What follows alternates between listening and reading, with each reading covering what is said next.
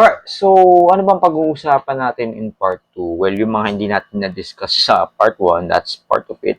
And kung na-browse nyo na yung paper, makikita nyo doon na nandun yung statement of the problem, okay? Nandun yung hypothesis, nandun yung scope and limitation, significance of the study, and definition of terms. So, yun ang pag-uusapan natin tonight. Yun yung mga continuation. At least nagawa na natin yung heavy lifting kasi as I mentioned, yung background, rational, and theoretical framework, yun yung backbone dun talaga yun. Kumbaga, ayun yung ulo ng isang thesis at kung walang ulo, aanin ng katawan. So, yun ang ulo. So, for tonight, eto tayo. Okay? Sige. So, diretso na tayo. Statement of the problem. The problem into answer. The problem which we should answer. Ano ba yun? Napakamali pa ng grammar. The problem which we should answer. Importante na ang bawat research ay may problema kasi the problem guides us. The problem shows the relevance of the study that we are trying to solve. And remember, almost all good inventions, thoughts, creative expression, it came out with a certain problem. Okay? A problem na presently nangyayari or a problem of innovation. So, a problem is very important when seen in this scope.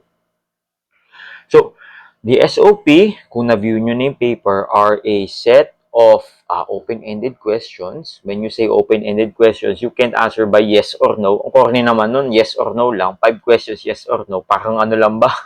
Parang examination lang ba? Yes, yes, yes, yes. O, di tapos na yung research mo. No. These are open-ended questions. And what are open-ended questions? Simply put, di sila nasasagot ng yes or no. Pwedeng mahaba-haba ang interpretation, pwede mong i-explain, pwede mong gamitin yung data na natagpuan mo. So, simply put, it's not a yes or no thing. Okay? And each questions are assigned to each variable na pag-uusapan din natin. Of course, every question will be answered by a methodology because it's not a simple yes or no. Sa bawat tanong na ibabato, there are methods to do it. For example, kung quantitative tayo, we're gonna use quantitative methods. Mga statistical analysis, such as descriptive analysis to present data. Ano ba yung pinakamadami, pinakaunti, ano ba yung gitna, just to describe.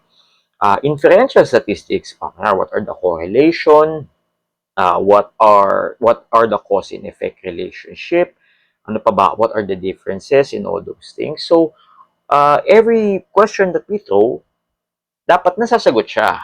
At yung paraan na masasagot siya is with a certain methodology that is grounded based upon what your research, what the problem you are trying to solve. Okay, so as I mentioned, a research with no problem is like having a verdict with no trial, a punchline without a joke. May punchline ka nga, pero wala namang pinanghuhugutan na joke. Eh di walang matatawa dyan. May verdict ka nga, guilty or not guilty, pero walang nangyaring trial. So, walang justification when it comes to that. So, in this case, problems are good.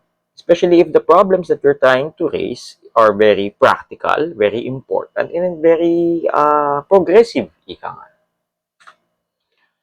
Alright, so statement of the problem, details, the usual format. As I mentioned, there are usual format na ginagamit lalo na sa level natin, lalo na sa thesis and even dissertation. Typically, these are what are the demographic profiles of your respondents. Pag sinabi natin demographic profiles, anyone familiar kung ano ibig sabihin ng demographic profile? Anyone here? Sagutin nyo na kasi namimigay ako ng bonus.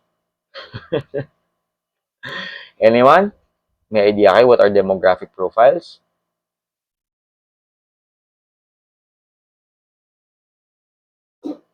Okay, akin na lang yung bonus. Magtatanong ako mamaya. Okay, demographic profiles, basically, parang sa isang census, isang survey.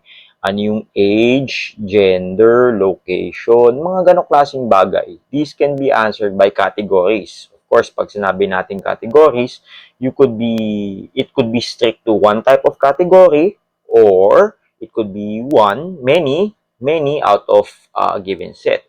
Okay, example demographic, yung nga, age, gender, income bracket. Siyempre sa income bracket, malabo na mapunta ka sa low income bracket, sabay sa mayaman na income bracket. May mga certain categories ka lang nasasagutan. Sometimes yung demographic questions, may mga simultaneous na sagot. Kunyari, ano ba maganda dyan? Mga characteristics mo. Kunyari, out of 10, nagbigay ng mga certain personal characteristics, introvert, extrovert, ganyan, agreeable, aggressive, all those things. You could be many. You could be 5 out of 10, right? But syempre, in that type of question, you cannot be something simultaneously that are opposing. Kumbaga, malabo na, sa isang questionnaire, malabo na maging introvert ka saka extrovert. Sometimes questions in demographic profiles, they force you to answer one side only. Okay? And of course, they are presented using descriptive statistics. When you say descriptive statistics, it simply describes ano yung pinakamadami, ano yung onte, ano yung mean, median, mode. Okay? So, usually, ito yung number one question na number one SOP na ilalagay nyo. What are the demographic profiles of your respondents? Allow me to save your time and yan na rin ang ilagay nyo, ha? Alright. The second is what are the levels of the IV? So, when you say what are the levels of the IV, okay, di ba you're trying to measure something? Kunyari na lang example, ano bang IV na ginagamit? Social media marketing. Ano yung level of social media marketing na ginagamit nila? Out of 10, how many written content are they writing? 1 out of 10, how many videos are they writing? 1 out of 10, how many audios are they writing? So, levels ang sinasabi natin. So, when you say levels, there are levels, di ba? Low, medium, high, ika nga, right? So, usually the second question is you're trying to determine ano yung levels of IV na present sa yung mga sinasurvey, right? And again, these are presented as descriptive. You're simply describing. You're simply presenting. Ano yung pinakamataas, pinakamababa, ano yung average. No interpretations. You're just simply describing. This is the common question number 2. Common question number 3, syempre kung may IV, may DV din. You try to determine the levels of DV. Again, descriptive. Kung ginamit natin social media marketing and our DV is levels of engagement. Okay, siguro what are the levels of conscious engagement? What are the levels of unconscious engagement? What are the levels of subconscious engagement? Again, pinapauso ko lang naman ito. Pero sa madaling salita, kung naaalala nyo, ang DV ay yung mga bagay na hindi natin nakokontrol. Diba? IV we can control. Meron, wala, madami, onte. Okay? DV, hindi natin makokontrol yan. Depende na yan how the respondent reacts to the IV that you're trying to present. So, if the IV is social media marketing, the DV is levels of engagement, ano kaya yung level of conscious engagement nila? Yung talagang pinapansin nila. Unconscious engagement na kahit hindi nila sinasadya, parang they lean towards that, engaging. So, kung may conscious, unconscious, subconscious, yung partly sila na-engage. Okay? So far yun. We're trying to determine the levels base sa iyong survey dahil quantity tayo. We're just trying to plot out the average. And of course, this is the usual number 4. What are the interactions of the variable? Now, when you say interaction, nasa title mo yan. Remember, if you try to find the impact, the relationship, to analyze, ano ba, the effects, right? These certain words are not just simple words. They are trying to determine what kind of interaction there is. It could be correlational. Kung naalala nyo yung correlation, they're just related, but it doesn't mean it predict. Diba? An example of correlation is that tuwing mainit, tumataas ang benta ng ice cream.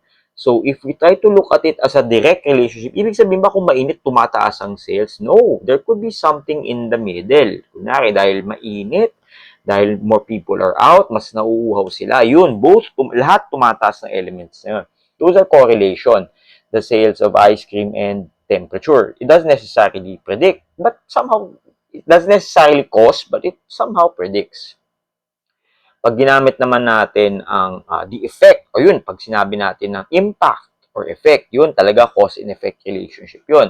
Siguro in this case, the impact of temperature and thirst. Yun, may direct relationship yung dalawa. Kasi given na pag umiinit, lalong tumataas ang thirst response natin kasi nadidehydrate tayo. This is an example, a cause and effect relationship. So, sa third question natin, we try to pose the question, ano ba yung impact? Okay? What are the interactions of social media marketing to student engagement? Yun na lang, diba? Yun siya. Siyempre, kung may binato kang question, as mentioned, may paraan to answer it with a method, and that would be by statistical. In this case, inferential statistics. You're trying to make inferences. Okay? You're trying to make smart guesses when it comes to that. Number 2, tutulungan ko naman kayo sa correlation and regression. Okay ba sa inyo yun? O wag na? Kayo na lang bahala. Sabihin nyo, para malaman ko kung nakikinig ba kayo o hindi. Tulungan ko kayo? Opo, of course I will. Yes, tutulungan ko naman kayo para madali. Importante lang magamay nyo kung paano. So yun, meron na tayong 4 na questions. Ano yung 5th question? Of course, what can be done with the findings? That's not a yes or no, di ba? What can be done with the findings? Yes, ano klase yun, di ba? So it's not open-ended. It is open-ended, by my bad. What can be done with the findings? So that's a type of a question that you try to raise. Now, if you would notice here, tulad na lang sa title, how I put in colors ba sa title natin to know what are the IV, the DV, the respondents, the method, and the goal. All of those will reflect sa SOP nyo, right? So, in writing SOPs, in writing problems, you don't just put any random problem to put in there. Kasi any random problem that you put in there will be a problem not for your thesis, but for you personally. Magiging hirap sa oras yan. So, pagdating sa SOP, less is great. Mas onti, mas okay. May certain number. Balikan ko lang naman. Law of diminishing returns. Saktong numero lang naman.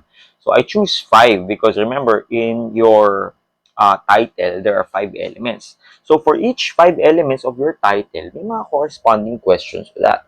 Of course, you could complicate things, right? Pero, let's not complicate things. As simple as this naman. And this is a tried and tested way of doing things. Right, so here's a sample SOP. Wow, ang bilis agad. So, as you could see, dito sa, ayan, yung theoretical framework na ginawa ng aking title, again, aptly color-coded, right? And to the right, yun yung sample statement of the problem. Of course, you don't simply throw the problem itself. Lagyan nyo lang ng, introductory paragraph. Okay? Kayo na bahala kung paano nyo nabubulahin. Pero huwag masyado mahaba. Pero as you could tell, just like nung format natin kanina, okay, question number 1, what are the demographic profiles of the respondents? Ano ba yung respondents? Working student in this case. Number 2, what are the levels of online learning the respondents have? And if you would look at this, yung IB yan, meron 4 niya. So, number 2, we'll try to determine what are the levels for each of the 4 categories that we have. Now, you could specify, kunyari, 2, then you could write 2.1, 2.2, 2.3, or in terms of, you could do that. Pero let's conserve space na lang, okay na. Okay na siguro yan. Pero if you want to, okay lang naman, kung gano'n kayo. And then if you look at number 3, it's practical skills, which, happens to be the DV. Alright? Sige, yan. And then number 4, does online learning have an impact on the practical skills that are applied at work? So that is looking at the methodology, diba? So eto na yun Pinifigure out natin, may impact ba talaga? Usually that is number 4. Okay? Number 5, it could also be this. Kung feel nyo na marami kayong gagamitin na statistical analysis, what are the correlation of variables? What are the impact which makes it a regression? It's up to you. Kasi sa case ko, gumamit po ako ng correlation sa kanang regression. So, dagdag nyo na lang naman. So, just to make our lives easier, let's just look at the simple interaction. Yun na lang iba to natin na term. And number 6, which was number 5 a while ago, what recommendations could be made in real-life applications of working students? So far, so good. Klaro naman ba yung format? Basta, titignan nyo lang. Yan lang. Yung 5 or 6 na questions na sundan nyo lang yung format. And each questions correspond to an element of your title. Klaro ba? Any questions, class? Please tell me so I know. Wala naman. React naman dyan. Okay. Alright. Okay. Okay, that's good to know. So, moving on, mga maliliit na detalye na lang to help you as you write your SOP, your statement of the problem.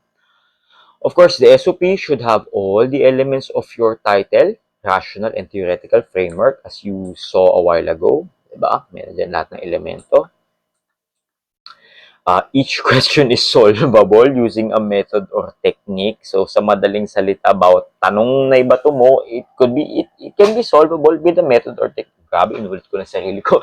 So, madaling salita, you could use either statistical method or qualitative. Gumagamit sila ng thematic analysis. But, di na tayo mag-delve sa thematic analysis. Okay? Pero sa madaling salita, about question na itatapon mo na masasagot mo. Okay? So, you throw in questions na alam mo na, number one, not na open-ended. Number two, solvable by techniques, proven techniques such as statistical methods, such as descriptive analysis. Kahit descriptive statistics na you want to describe ano yung pinakamadami, pinakaunti.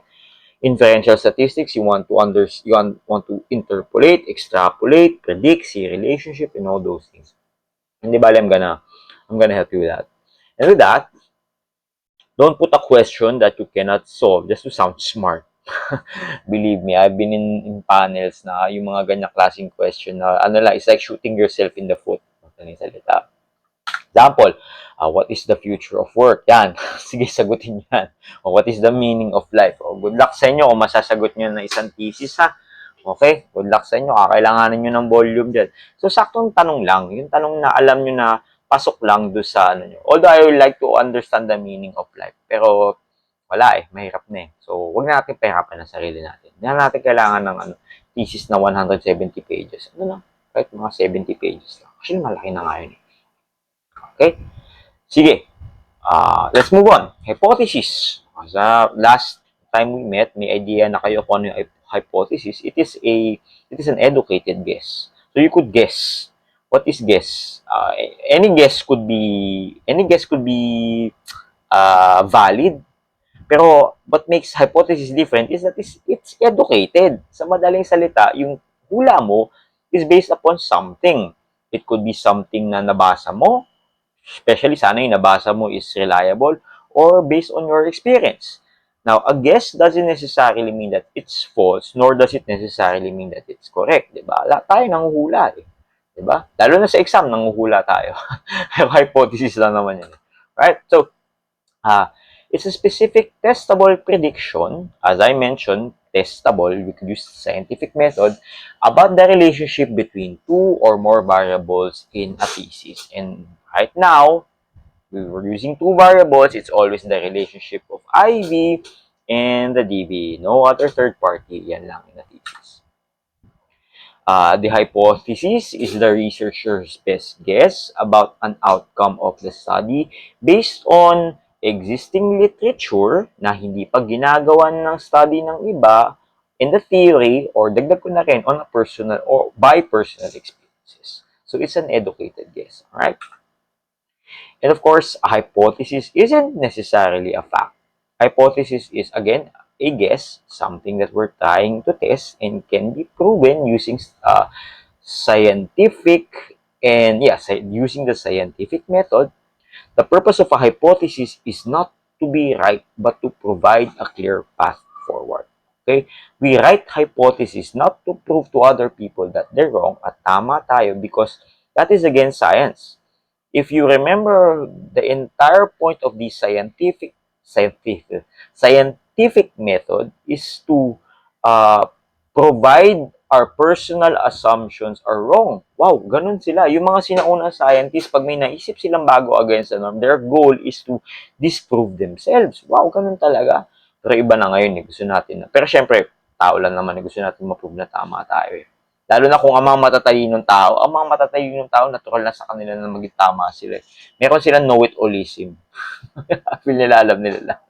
Pero, if we go back to the sincere scientific method, ang goal talaga ng science is to disprove any assumption that goes against the status quo. And of course, kung wow, tama pala yung hypothesis, and that's good, that's a new advancement, that's a new discovery. Okay? So, move tayo to details. So, in a hypothesis, there will always be two, a null and an alternative. So, what is a null hypothesis? A null hypothesis, written as HO, no effect, no difference. It represents the status quo or what is commonly believed to be true. Yan yun. Pinaka-common ba? Right? So, if we put this in layman's context, kumbaga, innocent until proven guilty statement. Ina-assume nila na wala kang kasalanan. Right? It's the default assumption that there is no relationship or no effect. So, even though someone accuses you na may ginawa kang anomalya o corruption, di ba? Sabi nga nila, innocent until proven guilty. Now, dun papasok ang investigation. Dun papasok ang scientific method. Okay? Sige. So, yung initial assumption, yun yung initial. It's usually the start. Usually the start assumption. And of course, kung may null, may alternative hypothesis that there is an effect or a difference. It's the researcher's prediction and what they try to prove. They try to prove, but that doesn't necessarily mean that they try to be right about it. Okay? So, ito yung statement na they are guilty. Okay? It's your specific claim that there is a relationship or an effect based on the evidence. Ayun yung alternative.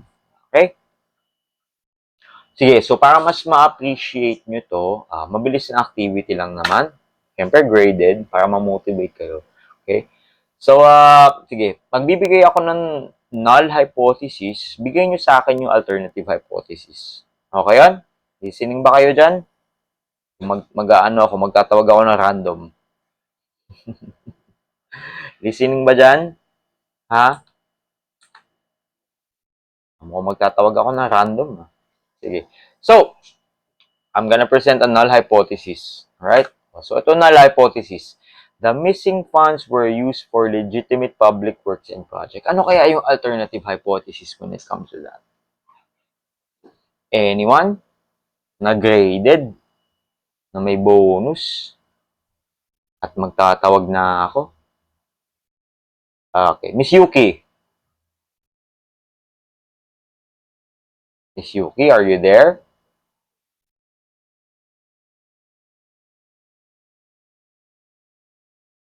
Naku, wala. Paano yan? Miss Rona. Graded to, by the way. Miss Rona, are you there? Or is my mic from Lazada not working? Ano kaya alternative hypothesis dito? So, kung may null, ano yung alternative?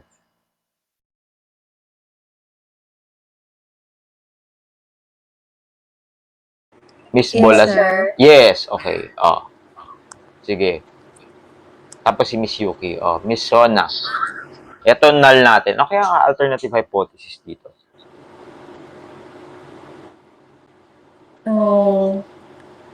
The missing funds were traced to the about siya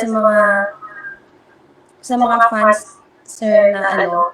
Yung statement lang. Di ba? Ay, Kumbaga, kung itong sinulat na null hypothesis, if you would rewrite this as an alternative, anong magiging itsura niya?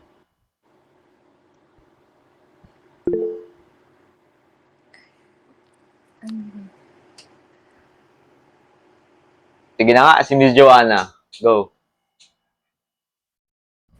Sir, ano po, parang dadagdagan po ata ng not. Yes! Ganun lang. The missing funds were not used for legitimate public works project. Diba? So again, remember, ang null is the assumption, right? It's the status quo. It's the status quo. Does it necessarily mean that it's correct? Does it necessarily mean it's true? No, but it's the assumption. It's the status quo. Therefore, as researchers, we're trying to disprove that. We're trying to prove an alternative. So, not disprove, we're trying to prove an alternative fact. Diba? The missing funds were used for illegitimate public works and projects. Okay? That's good. Miss Yuki, ikaw. This is the null. Tax programs are designed to benefit all citizens equally. Ano yung null?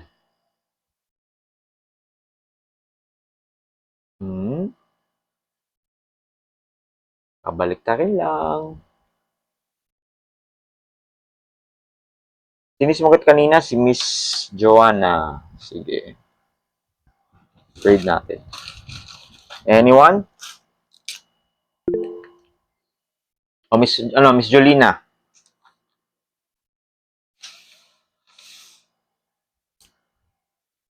Go, Miss Jolina.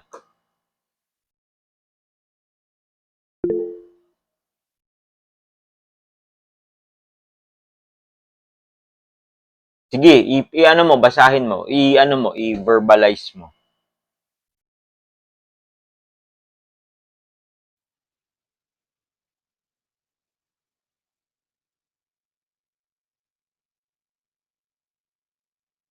O, sige, si Miss Alona. Miss Alona? Sige, gradean ko na rin yun. How would you verbalize that?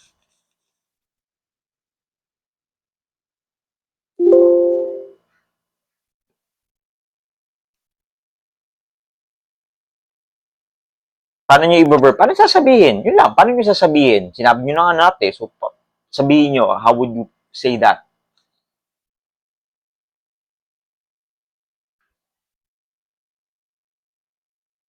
Go, open mic. Buksan nyo yung mic nyo para marinig ko. Sino na mauna? Sabihin nyo na. Sir, tax programs are not designed to benefit all citizens equally po. Tapos. Thank you. Ganun lang siya. So, again, it's a simple two-statement. Ba't pa kailangan natin gawin tong pagsusulat? Ganun na pala kasimple. But because the hypothesis statement is what you're trying to say as a researcher. So even though it's a simple, it's very sweet, it's very precise, it's very direct. You have to tell what is the common assumption, which is the null hypothesis, and you have to say your assumption based on what you're trying to prove or based on your experience. Alright? Ito yung ginamit ko. Online learning has no impact on practical skills among working students. That's the one I work. So, sige, go. Sige, go. Buksan ng mic, magsalita. Para maano ko na. Para mabigyan ko na ng grade. Ako na po ba? Go, sige. Para mabigyan kita grade. Online learning has a lot of impact on practical skills among working students. Diba? Basic siya. Pero yung maliit na statement na binigay mo, may bigat yun. May impact yun. Kasi dun mag-revolve yung magiging study mo. So, that's good, Miss Yuki. So, ito, kinopy-paste ko lang. Kinat ko lang doon sa research. Okay? Siyempre, lagyan mo na ng konting segue ng starting state hypothesis. Based on the conceptual map, the following hypotheses are proposed for this study. HO, online learning has no impact. Therefore, H1 or HA alternative, online learning has an impact on practical skills. Now, in your research, if you have many hypotheses, hindi ko alam kung anong plural, hypotheses, yun ang plural na hypothesis. You could have as many as HO1, HA1, HO2, HA2, ganong klase. Pero if you wanna keep it simple, diba? Because we're just trying to understand one effect, kahit isang, itong isang hypothesis statement. And these are usually the alternative hypotheses. Online learning has an impact on practical skills. Yun ang kailangan mo improve. Okay? So far, so good. Nagigets natin? Any questions? Yes po. Simple lang naman, di ba? Simple lang yung part na yun yung pinaka-simple. Pero lahat mahirap. Pero dyan nag-ano lahat. Okay. So, importante na ilagay din natin. So, use the study I gave you as reference. Okay? Right. So, scope and delimitations na tayo. Yung scope and delimitations, I don't know if nilagay ko yun sa paper. Yeah, I did. So, sa madaling salita, gusto mo lang pag-usapan kung ano yung scope ng study mo. Okay? Ano yung tinatahak ng iyong study? What will your study cover? Yun na naman yun. So, here's one way to do it. Many ways to do it. Pero the way that I like to do it is to use the 5 W's. Well, 4 W's in this case. What? Okay, ano yung mga specific variables na gagamitin nyo? O, di ba, hinighlight, ano ba yung IB, ano yung DB? Who will be the participants? Di ba? Ano yung itsura ng mga respondents, when and where, lagay mo na rin doon as part of the demographics. Ilan na? What, who, when, where, and of course, how. What are the methods that we're going to use for this study? And most of us will use quantitative. So that's the scope. Yun lang. Ibig sabihin po, ito po yung gagawin ko, ito yung mga variable, ito yung mga tao, kailan at saan, at ito po yung paraan. At syempre, once you declare what you will do, you also have to declare what you won't do. Diba? Syempre, pag hindi mo dineclare what you won't do, kakausapin ka ng panel. Bakit hindi mo ito ginawa yan? Pag tinanong nila, bakit hindi mo ginamit ito? Alam mo, sabihin niyo po, please refer to my scope and delimitation. Effective yun. Kasi kung nagtanong sila bakit hindi nila binasa yung scope and delimitations nyo. Or, hindi nyo sinulat. Kaya isulat nyo. So, delimitations, what your study will not cover. Okay? Ano yung mga certain variables na i-exclude mo? Hindi mo na kailangang sabihin lahat kasi lalong humaba yan. Sabihin mo na, certain variables that are not this, are not included. Yun na sa madaling salita.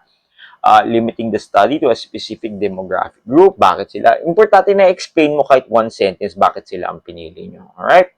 For convenience, for example, for practicality, for time, for ganun, personal reasons, and all those things. All reason, I guess, is valid provided that you write them down. Because if you don't, hahanapan ng butas ng panel bakit hindi mo ginamit. So, lagay nyo na sa scope and delimitations.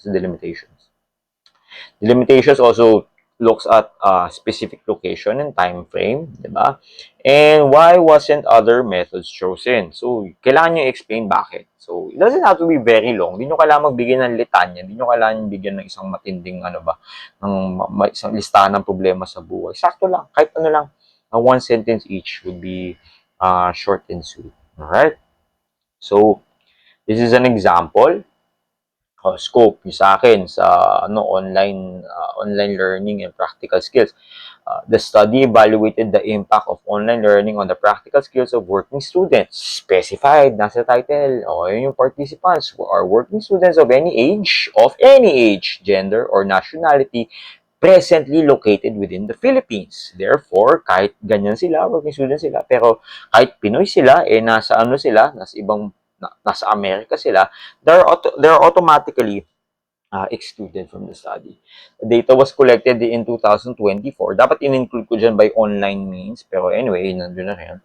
The variables of online learning and practical skills were measured using a researcher-made instrument. So, I said it, ako yung gumawa ng instrument, which was tested naman sa methodology.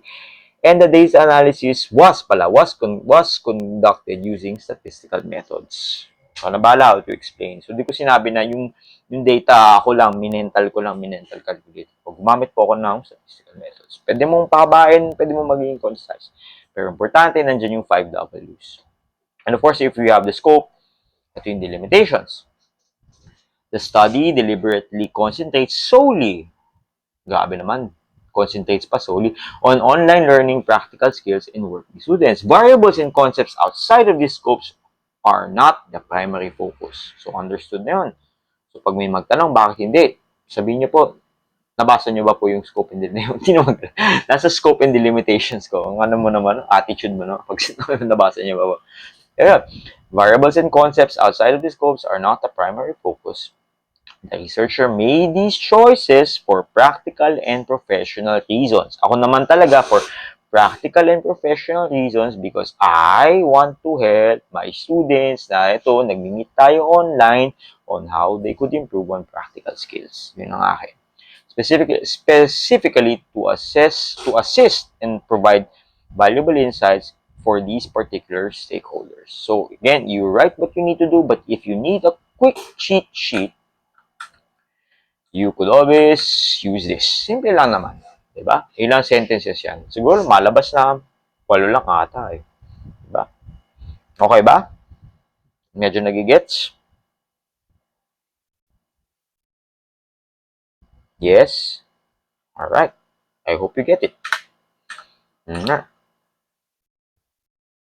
So yun, scope and delimitations. Again balikan ko lang importante na ma-establish nyo yan para malaman nila kung ano yung target no at bakit.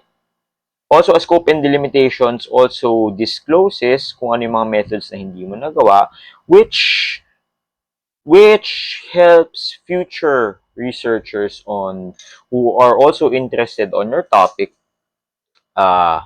to choose kung ano yung mga magiging approach nila. Okay? Sige. So, moving on. Yan. Significance of the study.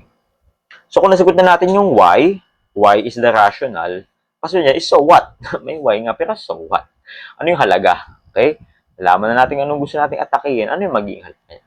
So, importante na ilagay din natin yung significance of the study. And I know na hindi ko ata nailagay ito sa study ko, which is my bad, pero kailangan natin ilagay ito. So, again, I'm disclosing yung mga kinulang sa studies ko. But we have to put this significance of the study.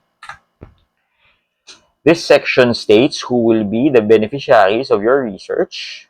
This could include policymakers, educators, or a specific industry or future researchers. So, wag natin sabihin na for the entire humanity kasi masyadong broad yun eh. Kasi minsan kasalungat ang ginaan natin. In significance of the study, we're trying to specify. Usually may method dyan eh.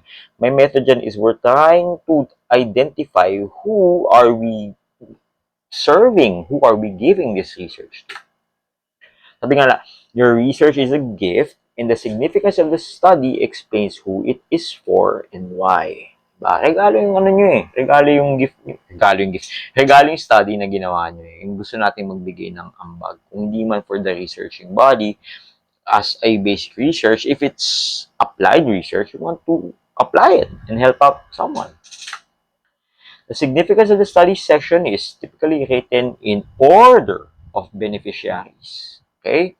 Tawag dito, persuasive ripple effect from the most direct personal to the general abstract. So, isusulat natin ang significance of the study dun muna, para muna dun sa direct beneficiary na study natin.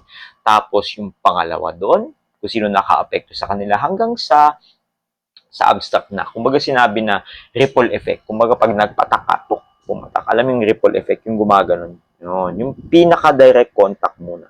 Tapos yung kasunod, tapos yung malayo, di ba? Sabi rin nila, every drop of water that you contribute to the ocean is not insignificant, but is very significant collectively. Napaka-philosophical, hindi ako nababayaran hanggang philosophy. Pero ganun din siya, yung inaambag mo para sa pangkalatan. Okay? Right, so if we're gonna write this, what are the elements? As mentioned, primary beneficiaries, dapat ano yan, 9.1. These are the specific group of people who will be directly affected by your research. Okay? If you could tell by the color coding na, di ba, ano na siya, sila yung, respondents mo. In my case, working students. This study would be very beneficial for working students. Very beneficial for what? Ano yung mga nag-respondents nyo? Kasi, kaya nyo rin naman sila tinanong eh, para malaman nyo yung first-hand experience nila at makapagbigay ka ng practical na recommendation besides that. So, unahin natin yung primary beneficiaries. Second are the practitioners and the professionals who are the ones who are working in relation to your primary beneficiaries. Or kung hindi man particular professionals, maybe industries. Okay? Mamaya magbibigay ako ng format ko na magiging itsura niyo. Tapos, thirdly, the institution and policy makers. Okay?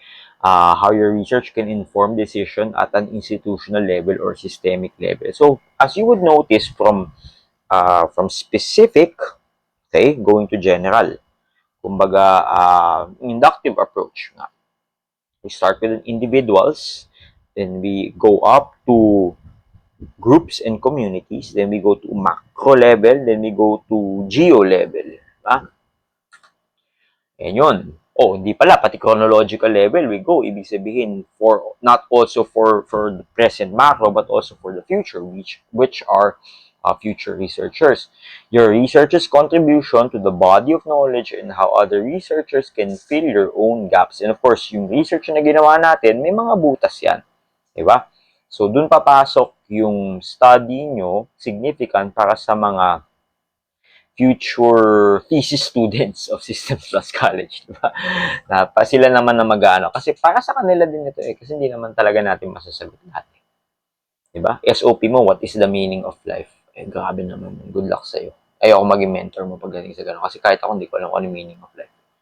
Pero yung sa madaling salita na yung ginagawa nyo ay para din sa kanila, para mahanap nila yung niche area nila, mahanap nila kung saan sila lulugar, at mahanap nila kung saan sila kaya mag-produce ng impact. Kalahin nyo sa inyo nang galing yun, di ba? So, yun siya. Okay? So far, any questions? Wala naman? Any questions there? Nakikinig pa ba kayo? Okay, that's good. Thank you. Right, so here's an example. May example naman tayo. So this is written, I should put this in the thesis. I should put this on my paper. Pero wala na, na-publish na. Pero dagdag ko na lang para for reference. This study is significant because its finding will benefit a range of stakeholders by offering vital details about the effectiveness of online learning. O diba? Ito, para sa primary. These findings will benefit working students. Yan, yung primary, di ba? Okay, will provide a clear, paano magbe-benefit sila, by the way? Will provide a clear understanding of how they can maximize benefits, enhance person. Yun, kalagay. Sana sincere kayo sa benefits. Alright, what's next? After the primary, we go to the secondary. Also, yan, secondary na to for practitioners and professionals, okay, who can use the results to develop more effective online training modules and curricula that directly addresses the real-world needs of working students. And if you could tell, yung color coding, di ba objective yan? Oo, yun pala eh. So, chapter 1 pala, na-address na natin yung mga kailangan. Syempre, hindi natin iiwanan yung objectives. Maybe the part of the objective was to create a significance, di ba? If your objective cannot be done by you, hopefully some other people who has the power and the resources to do it may do it. Di ba? Sino sila? Mga practitioners and professionals. Di ba? Primary, secondary, tertiary. Okay. The findings can provide essential data for educational institutions. So, institutions na to, from providers to institution na to, who could use the recommendations to inform institutional policies, improve online learning platforms, and allocate resources to better support this growing student populations. I hope so, pero it's there, who knows? Yung ginawa mo research are not directly addressed to them. Hindi mo naman ginawa yung research mo para sa mga sa mga gumagawa ng mga polisiye. Ginawa mo ito para sa pinakamalapit, sure, the working students. But, hey, who knows? Baka ang ganda na research mo. Tanggalin mo yung baka. Dapat maganda research mo. That it goes up to that level and they use it. May ebidensya, diba? Not just any evidence, a scholarly evidence kasi you did the rigorous steps of conducting research. So, hindi lang siya basa-basa, chismax ba? Kumbaga, talaga yan. Talagang ginamitan mo ng scientific approach. And finally, for the future, right, contributes academic for future researchers by filling a critical knowledge gap and providing a foundational framework for further studies on the intersection of online education, skill development, and professional application. This is just an example, pero I hope na nabivisualize nyo ano magiging itsura ng significance of the study do sa paper na ginagawa nyo. We first go to the individual, right, the working student, and then we go to the organization, the organizations that are interacting with the working students. Then from the individual to organization, we go to a macro level. Macro level, ano yung mga batas, ano yung mga mas malalaking organization that affects the workers, that affects the students, di ba? And then from that, we go to chronological. Chronological are something na, as the term chronos, not always the present, it could be future forward. Looking towards the future. Doon mo masasabi na matindi halaga ng research mo na sobrang nag-inspire siya sa iba pang researchers na i-follow up yung ginawa mo research. And we could also tell na pag ang isang research is outdated na mga 5 years ago, doesn't mean that it's insignificant. It provides a way for someone else like you to update the research. Diba? So far, gets? Gets natin class? Okay? Sige. Alright. So, next is definition of terms. You have to define the terms within your research kasi don't expect them to know from the get-go. Totoo naman yan eh. Pag sinabi ko online learning, okay, alam kung alam nyo, paano ko ang magbasa niyan ay walang idea kung anong online learning. Diba? Learning online. Kasi hindi nila mag-grasp, diba? So, it's important that in this section, you define those terms. And how do you define them? There's a way to do that. Okay? Sige. Pa-bonus uli ako ha. Sagutin nyo to ha. Diyos ko. Mimigyan na nga ako ng bonus eh. Right. So, define these terms first and what it is. Someone define this for me. What is target? Go! Open mic, magsalita una, bigyan ko agad ng grade. Anong target? Define.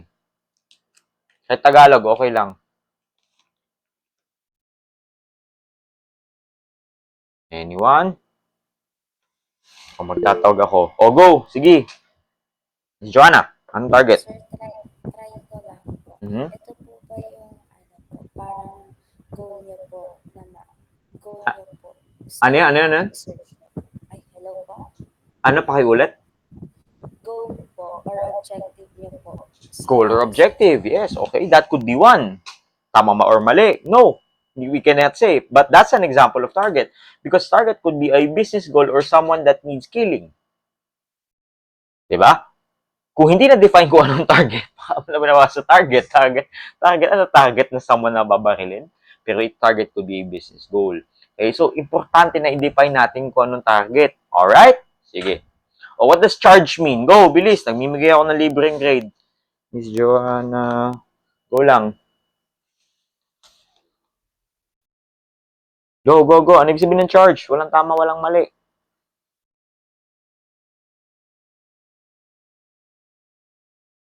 Anyone? Shall I cold call? Go, Miss Rodeline. Yung charge po, pwede po siyang assign for responsibility po. That's on charge. O pwede mag-charge ng cellphone, di ba? Okay, to bill someone or to tackle something, to charge something, di ba? Pero tama ka. Nandun yung konteksto, alright? Sige, good job. Okay, thirdly, grabe, bonus points na. Go, ano ibig sabihin ng stock? Go, go, go. Rodeline, yun, sinagot na. Okay, good job. What does stock mean? Come on, for attendance. Go, Miss Denise. Ay, ano po? Pwedeng in economics or finance. Pwede siya sa economics. That's good. Ano ibig sabihin under economics? What does stock mean if you use economics?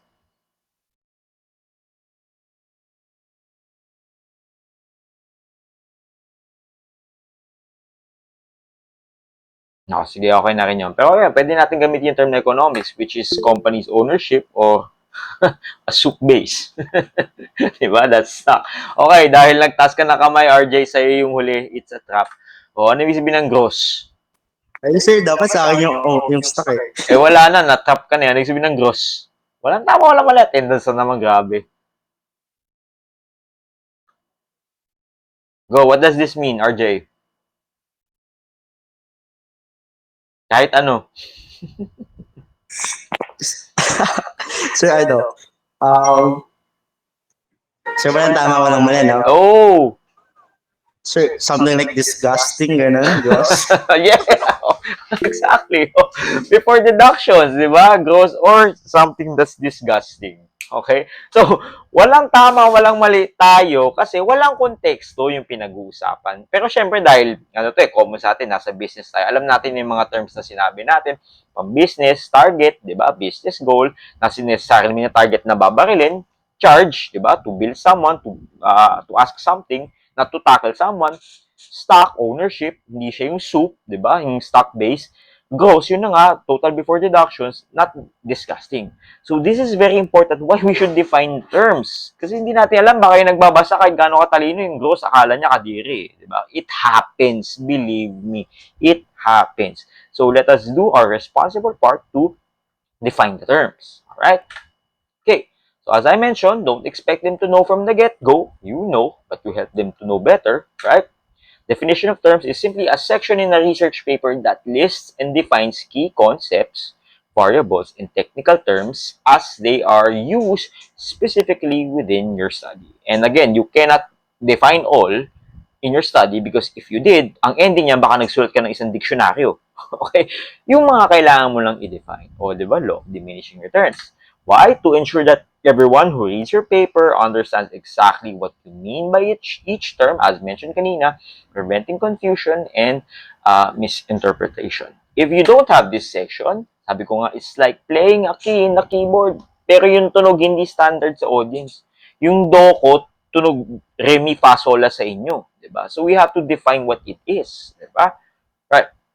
So here's a quick guide on how to write it. And as I mentioned, you don't have to define all the terms in your research because if you did, you have written a dictionary, thank you but no thank you, yung mga sakto lang. Terms that are from your theoretical framework. Okay, balikan mo yung theoretical framework mo. Ano yung title? Ano yung IB? Ano yung DB? And within the IB, ano yung mga subcategories? Dapat meron na kayo niyan ha. At least 4. Well, sige, fine. At least 3. Sige na nga, pababa na pabasa. Okay ba sa inyo 4 o 3? Per category. Pero depende sa theory na gagamitin nyo eh. Grabe. Pagtawaran talaga sa akin. Ito palengke. Ano lang? O sige, 3 to 4. 3 to 4. Pero actually, 4 is good eh. 4 na. Maghanap lang naman kayo ng ano eh, ng theory. Depende na that best explains your IB. Tapos sulat nyo lang, o sige na kahit AAI nyo na. What are the subcategories within this theory? AI, bibigyan na sa inyo na AI. You have to do the heavy lifting. But, kung may categories na kayo, kailangan nyo gawin yung research na, of course, hinanap nyo talaga yung legit. Anyway, yun na nga, yung mga terms na manggagaling, galing sa theoretical framework, 4. Yun na nga, 4. Sige, 3, 4. Yun na. Huwag na 2. Grabe. Ito palengke. Define concretely what looks like on your study. We're gonna describe what concretely means. Alright? Define operationally. Of course, I'm gonna tell you what operationally means. Okay, it can be measured. Concretely, sa madaling salita, is not abstract. Abstract or concept. If I say, what is the meaning of life? O pag ginawa natin abstract, it is to have free will, ganyan-ganyan. If we define the meaning of life concretely, it is to breathe every day. It is to do handwork. Yun, concrete yung malalaman natin. Pag sinabi natin operationally, it can be measured. What is the meaning of life uli? Diba? O kung naging abstract naman, your existence over time, that's abstract. Pag in-operational natin, to live 70 to 90 years. O yun, nami-measure siya. Okay? Of course, concise. Just a quick 2 sentence, for example. Okay? And of course, presented alphabetically. Pero hindi siya dictionary ginagawa natin. So, here's an example. Okay, balikan natin to. Ang aking theoretical framework. Naka-highlight na. As you could tell na aside from the things that are highlighted, may mga terms dyan. Yung mga categories of the IB, categories of the DB. Yan, 4, 5. Sa inyo, kahit 4 lang, pwede na. Okay? Terms are from your theoretical framework. Oh, ito, this one is an example. Siyempre, chika muna. The following are the operational definitions and examples of key terms used in the study. Okay, so saan ang galing yung asynchronous? Saan ang galing yung blended? Communication, collaboration, critical thinking. All of those are elements or terms that were used in the theoretical framework. As mentioned, they are defined concretely what it looks like in your study. Example, asynchronous learning where students complete coursework on their own schedule without a real-time interaction. An example, kung kaya magbigay ng example, completing assignments from a recorded lecture at any time. O, 2 sentence na ginawa natin. It is concise. It is defined operationally, measured. Alright? It is defined concretely. So, all of those terms, all those terms in your theoretical framework, you have to define them. So, how many is this? 1, asynchronous, blended, communication, collaboration, critical thinking, on learning, practical skills. That's 7. O, di pa tapos. Problem solving, professionalism, real-life application, self-paced, synchronous, technical, working students. That's 14. That's 14 important terms in my study. Siyempre, may mga other important terms pa. Kunyari, like correlation, regression, descriptive, inferential statistics. Yes, those are terms that need clarification, but you will have to focus on the concepts na nasa theoretical framework lang. Kasi yun yung madalas na misinterpret. Okay? So, assuming na magawa natin to, siguro ihigit tayo ng mga 12 terms na gagamitin natin. And if you cannot make it more than 10, damihan na lang natin. Kayang-kaya yan, madali lang naman yan eh. Saka pagdating naman dito, as I mentioned, you don't have to cite kasi ito ay mga base na lang how you would use these terms in your own research. Okay, you don't have to put citations. Walang kasama dyan. Alright? So, yeah, tapos na pala tayo. Alam niyo na to. Follow the format. Make sure to paraphrase. Hindi ko pa na-check yung ano natin pero I'm giving you up to 11. Babalikan ko na lang kayo tomorrow do sa ano natin. Sa yung 10 articles natin. Write in-text citations, every piece of information, particularly sa background, sa rationale, saka sa theoretical framework. All else, kahit wala na, because we are assuming that you are now working on your hypothesis and you are now working on the information that you have from doing your research. Write the APA 7 references. So, have a collection. Collect nyo lahat. Madali na yan eh. Kung sabihin nyo lang kahit sa, pag please cite APA 7 references, nandun na rin siya. And if you would also look at my other video, if you're trying to cite those from Google Scholars, may button na doon na magsasite ng APA 7. Of course, Arial 12, double space, 1.5 inches left, and the rest is 1 inch. And don't forget to hydrate and pray. Thank you, class. Alright.